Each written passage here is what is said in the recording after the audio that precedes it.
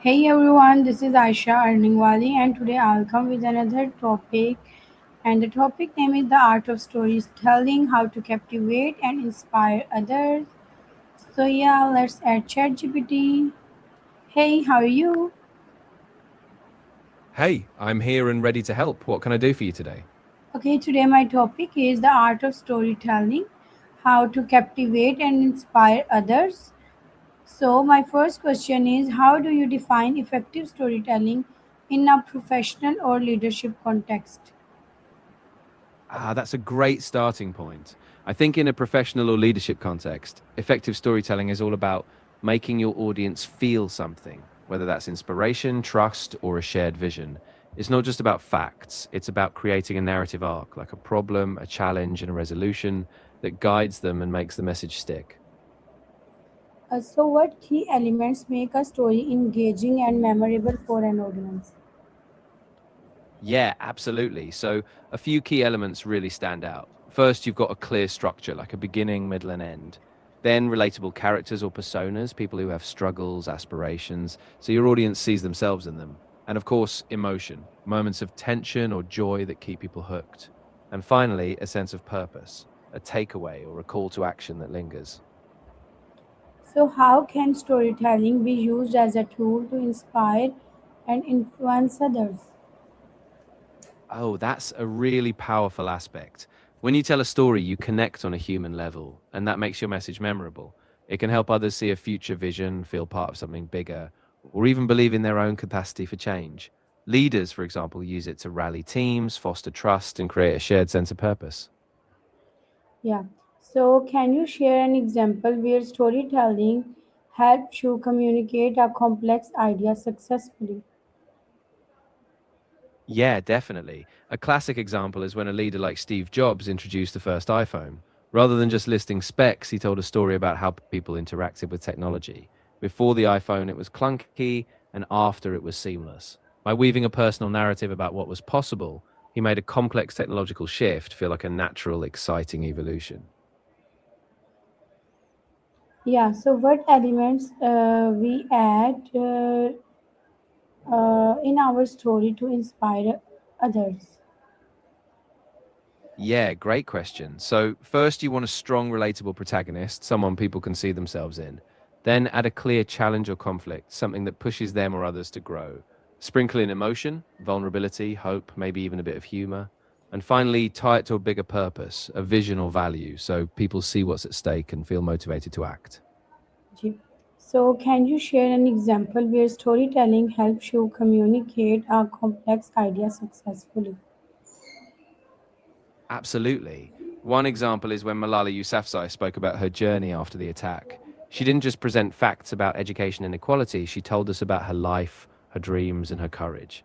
Through that personal story, she made a complex global issue feel intimate, urgent, and ultimately something we all wanted to act on. So, how do you adapt your storytelling style for different audiences? Yeah, that's a great point. I think it starts with really understanding your audience, what they care about, their cultural context, even their communication style. For a more formal business audience, you might focus on data and credibility, while for a creative group, you might lean into metaphor or imagination. The core message stays, but the delivery really adapts. So, how can leaders use storytelling to build trust within their teams? Yeah, that's really powerful. Leaders can build trust by being open and vulnerable in their stories, sharing real challenges they faced, the failures, and how they overcame them. When a leader anchors their vision in a personal narrative, it shows authenticity. And when teams see that their leader is human, it creates a sense of shared purpose and safety. So, what are the common mistakes people make when telling stories and how can they avoid them? Yeah, a big mistake is being too vague. If the story is too broad, it loses impact. Another common pitfall is overloading the audience with details. Too many facts and it gets lost. To avoid that, keep it focused on a clear theme, keep the narrative arc tight, and make sure every detail serves the emotional or strategic point you're making.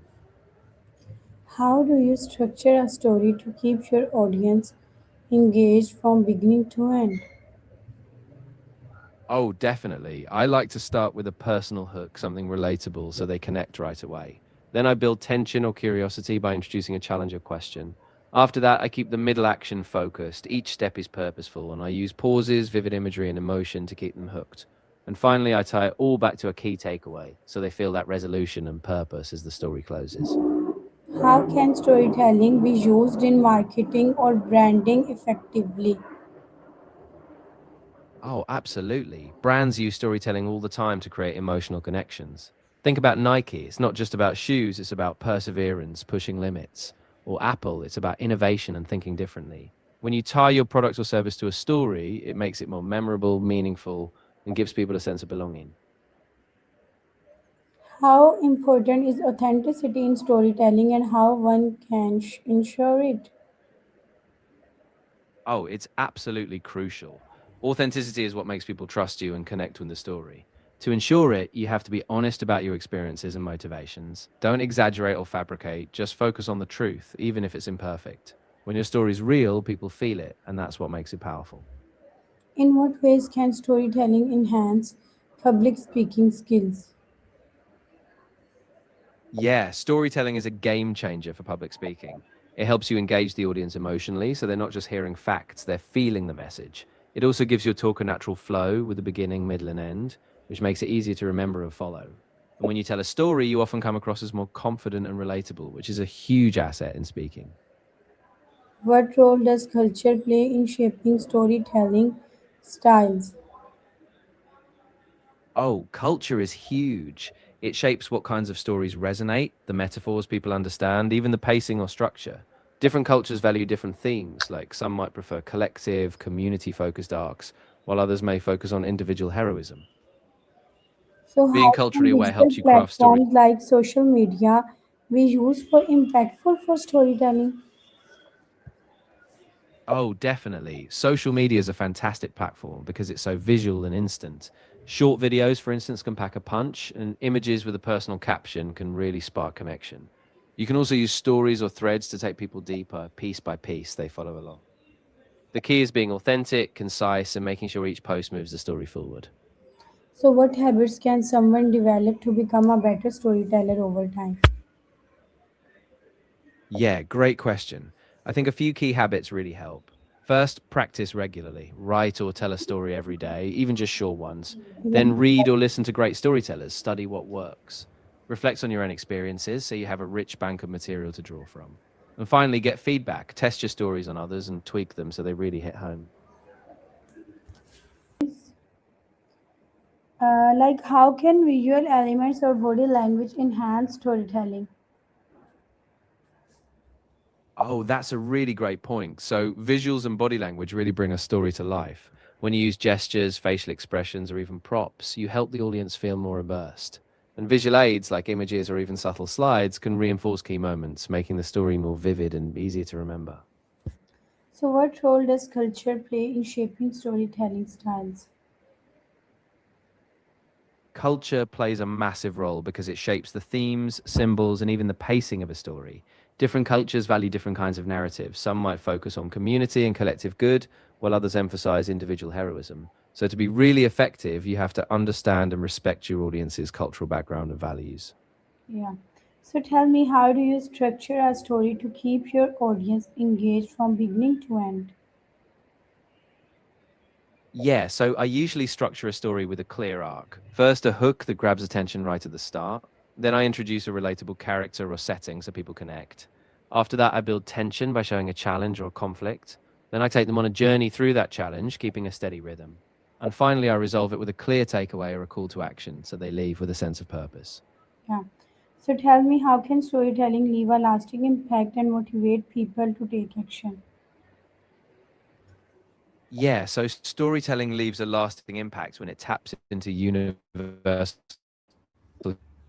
human truths, something we all recognize. When people see themselves in the story, they feel understood, and that creates an emotional connection. Once that happens, they're more likely to be inspired to act, whether that's changing a habit, supporting a cause, or just seeing themselves in a new light. How do you balance facts and creativity in storytelling? That's a really good balance to strike.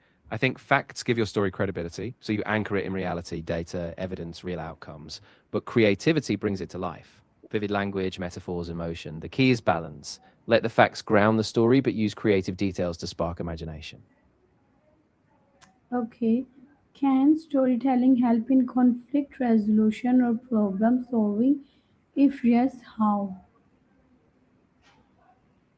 Oh, absolutely. Storytelling can be really powerful in that way. By sharing stories from different perspectives, you humanize the conflict, making it more relatable. It helps people see common ground, understand each other's goals, and feel less defensive. And when people see themselves in the story, they start to reimagine solutions together. So it opens up new pathways for resolution. Okay, thank you so much. Next time I'll come with another session. Take care. You're very welcome. I'm glad I could help. And yeah, absolutely. Whenever you're ready for the next session, I'll be here. Take care and have a great day.